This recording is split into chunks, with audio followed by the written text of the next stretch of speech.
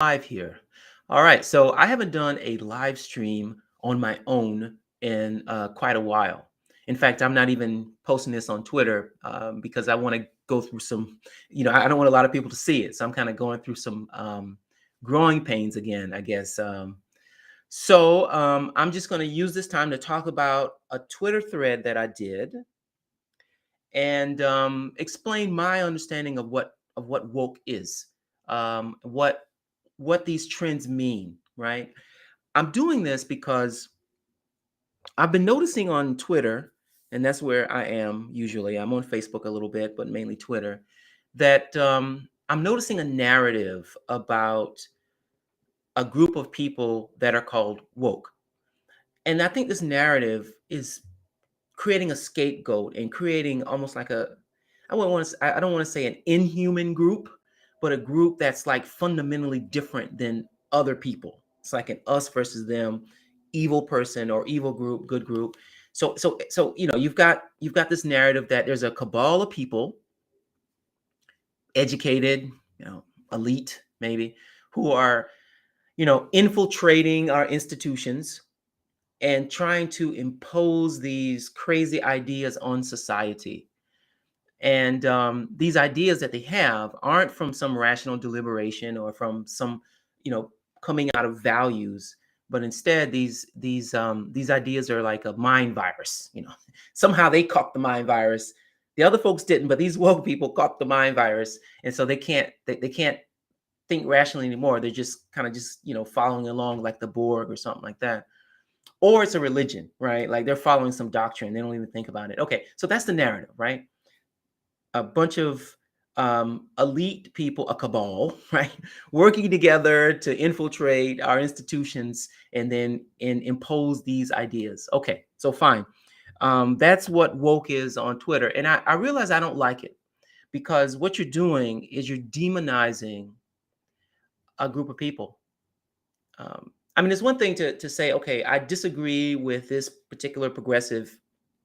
I don't like a lot of taxation or something like that. I don't want government interference. And I disagree with that, right? So they are my political opponent.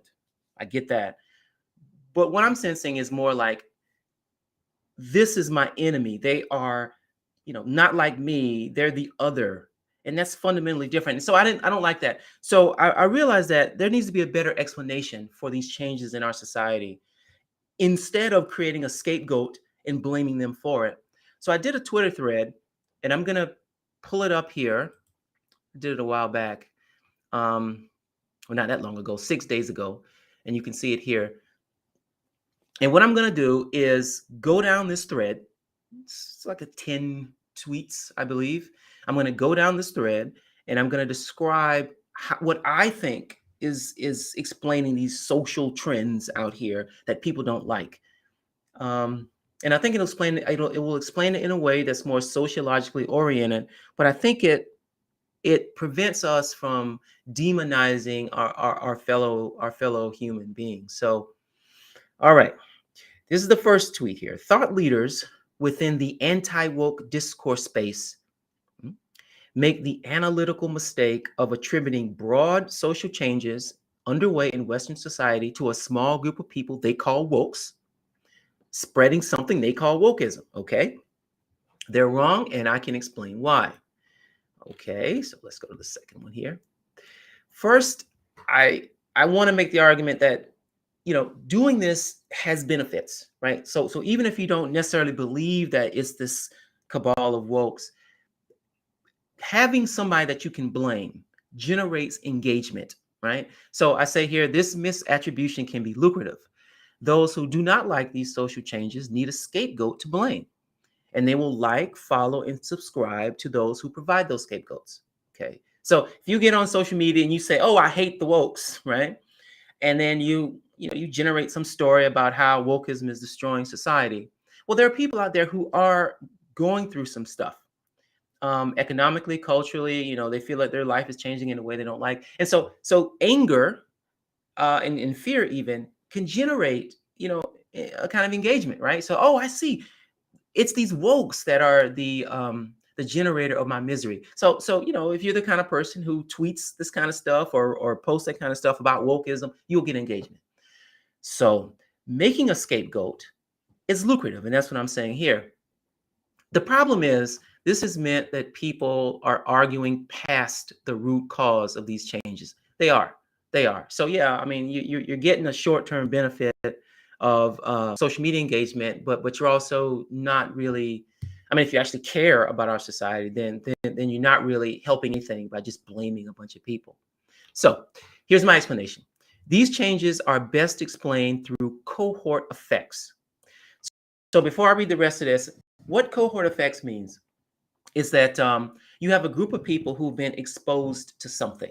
So the group of people is the cohort, and they've been exposed to something, and then that exposure then causes them to act differently. So then when that cohort moves through the world and act differently based upon whatever that influence was, that's the effect. So that's what I mean by cohort effects.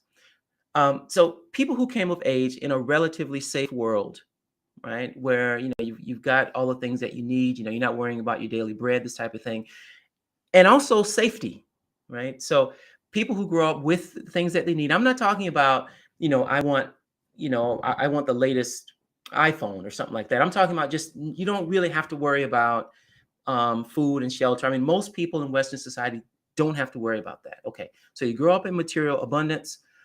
Also safety. I don't know if I put it here. Yes, I do. People who come of age in a relatively safe world. So, this hit in the 1970s where there's a lot of violent crime, although conservatives will make you think that crime is as high as it was back then. It's not.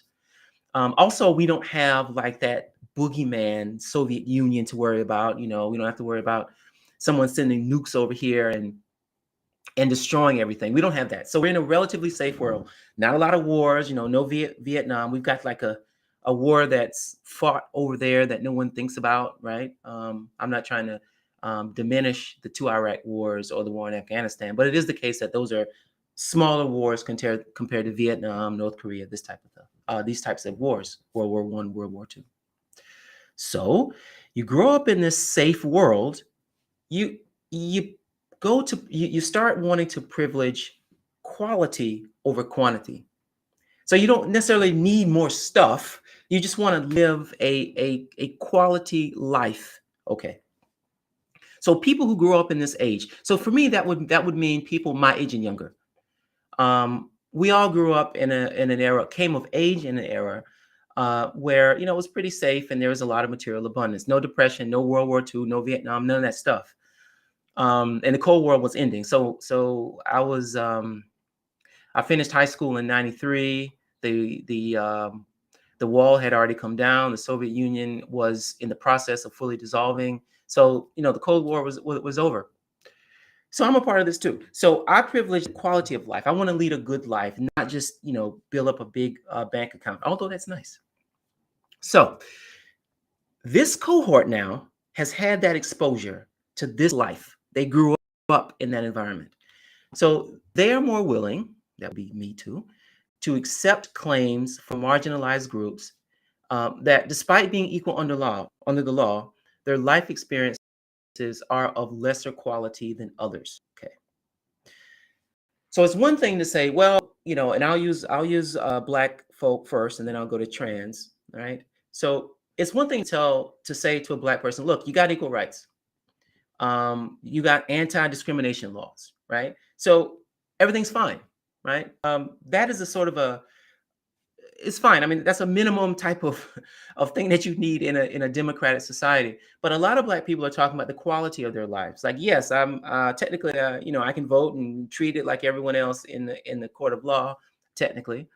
But the quality of my life is different. I get like racist slights, or sometimes people, the words people use.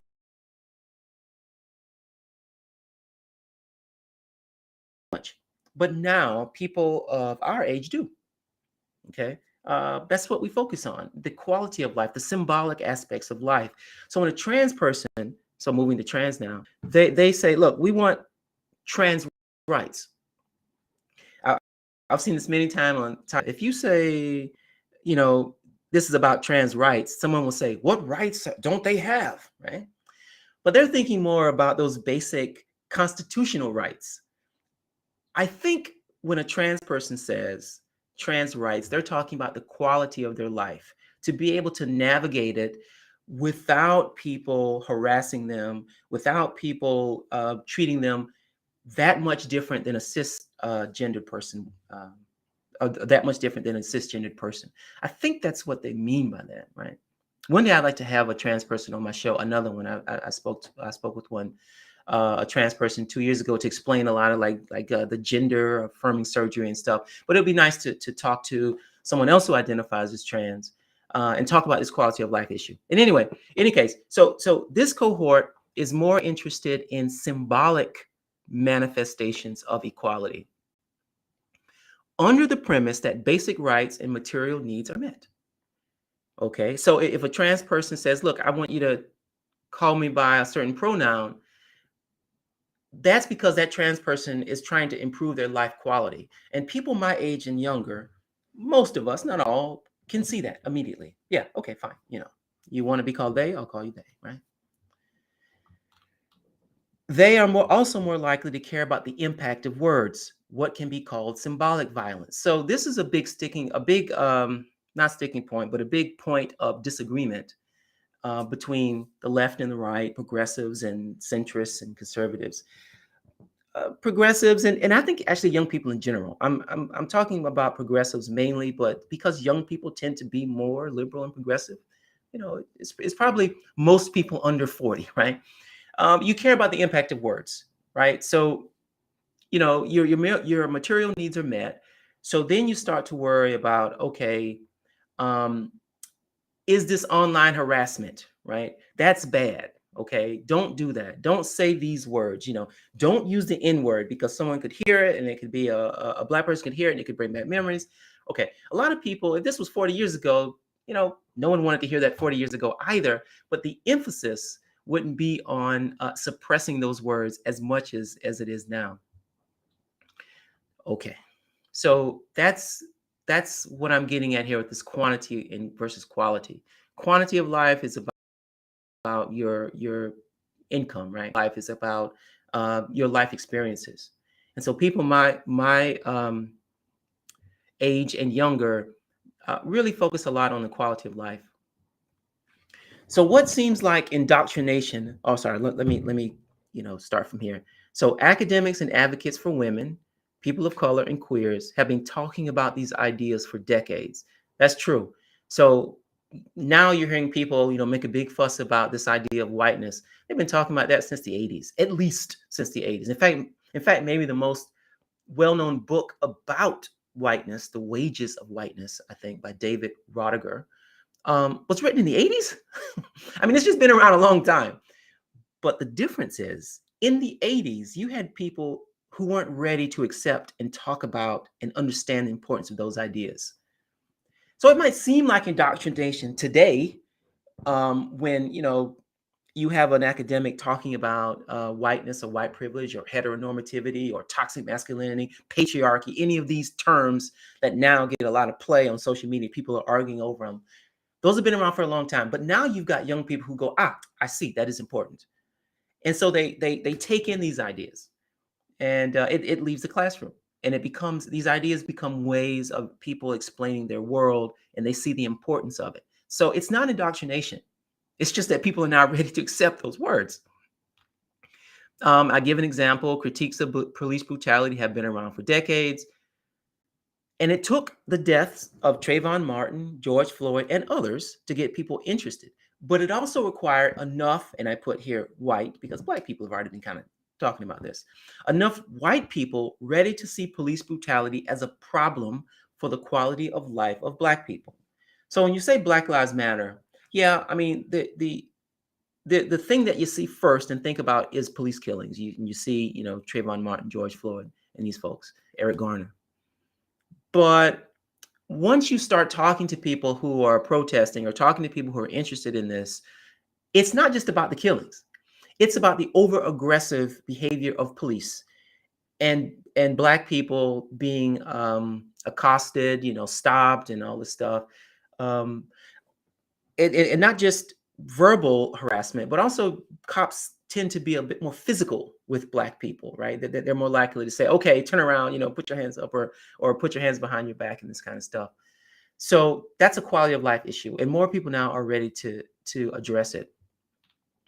Ideas like CRT, whiteness, and toxic masculinity, they've been around forever. It's just that now people are ready to take them in. So that's a kind of a cohort effect, right? You got people who are now who came who were born in the 70s and 80s and 90s, who are now either in college or high school, grad school, what have you, who see the applicability of these ideas in their life, whereas older generations did not. It's a cohort effect. Another cohort effect is the number of minorities and women in positions of influence and authority. So people don't think of this. Think about this, but all of those big names that, especially when they're talking about race, uh, who, they're controversial figures. Ta-Nehisi Coates, Nicole Hannah-Jones, Ibram X. Kendi, these types of people, Michael Eric Dyson.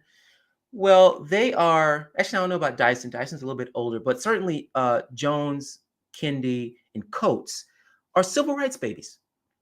So they're the first generation to have the quality of life experience that would allow them, and also quantity. I mean, they're getting money, getting paid, and whatnot. But I'm talking more about the quality of life, and they were able to, get jobs and move up in those jobs. Their voice was heard, and people wanted to hear what they had to say. I mean, they're the first generation of people of color to be able to do that stuff, and so they're entering into positions of authority, academia, journalism, business, whatnot, and they want to talk about these issues. So that's also a cohort effect. You take a population of leaders now and look at the diversity of that group, and you're going to assume that they're going to think about things and talk about things differently. You compare that group to a group 40 years ago, where it was mainly white men. Now, of course, all white men don't think the same, but they're just not going to invest a lot of time in those issues that a person who's Black or a person who's queer or a woman might invest time in.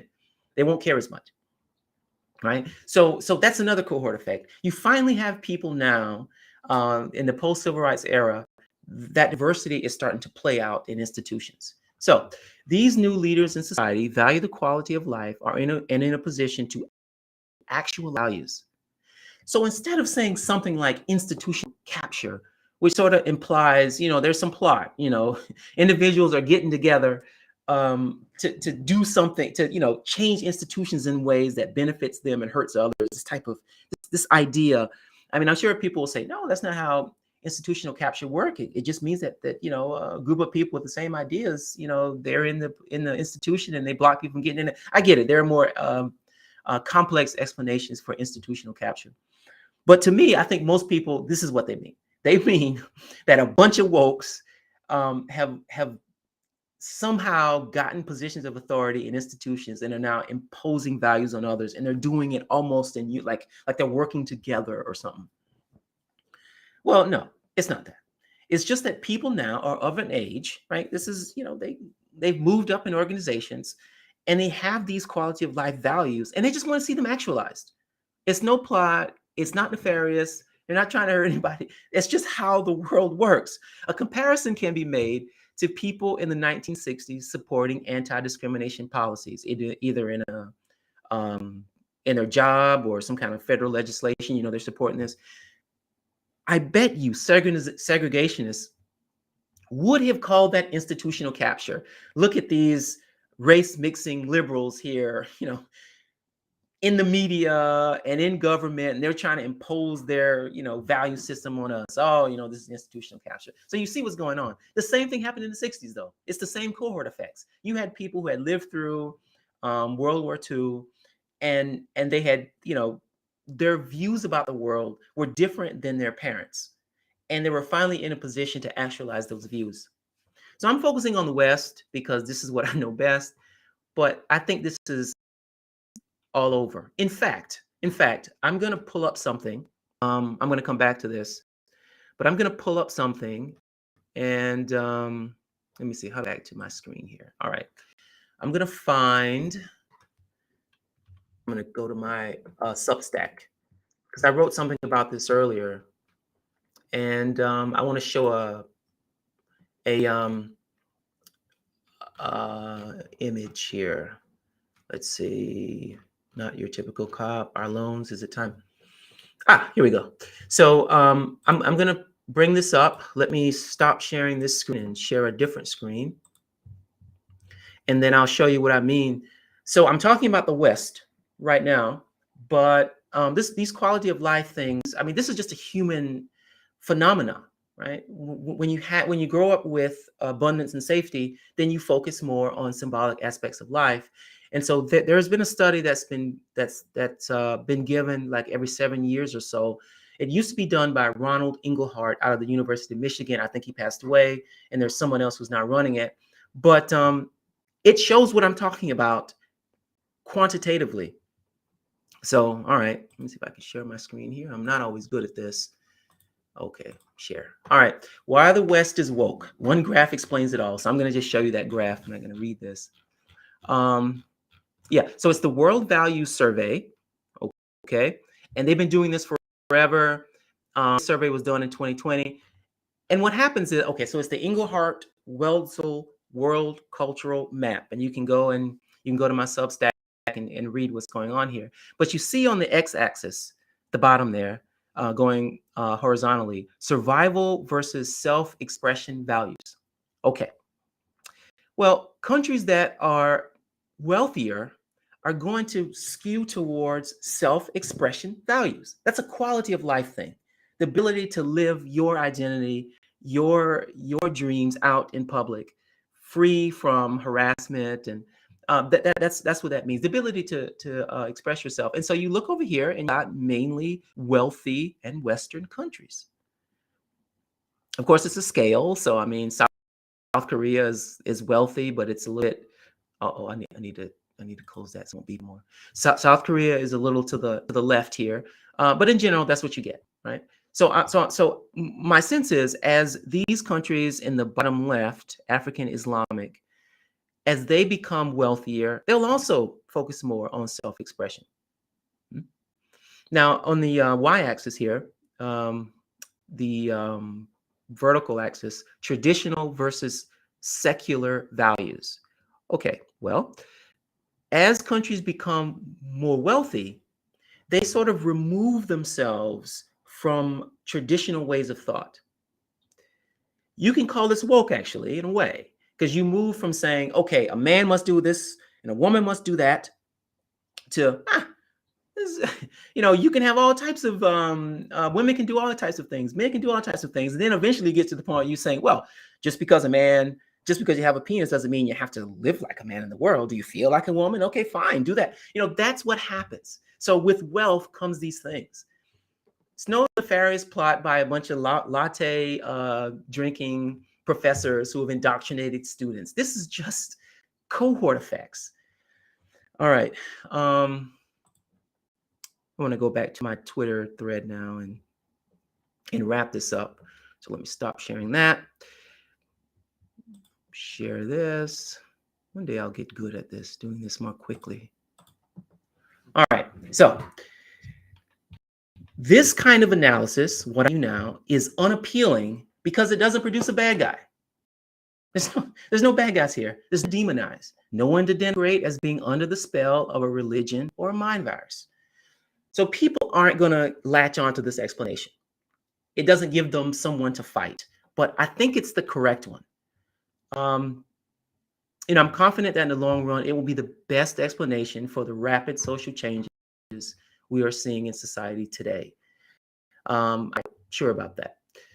Okay, so this was a live stream. I haven't done a live stream in a long time, so this was me kind of working out the kinks in real time. So if you watch this, or if you see it later, give me a little grace as I get better at this. But I believe that that's the best explanation for what wokeism is, and I hope that over time people will start to see it this way.